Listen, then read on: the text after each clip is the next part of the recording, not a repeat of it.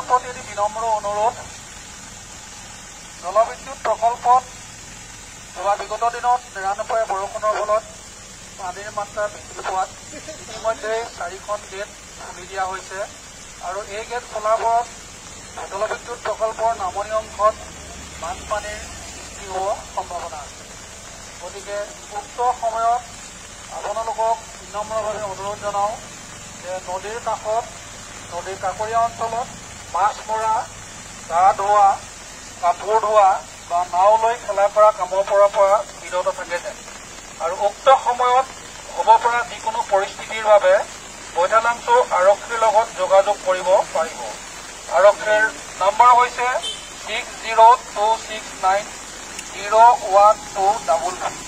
মই নম্বৰটো আপোনালোকক কৈ দিছোঁ 6026901233। ধন্যবাদ।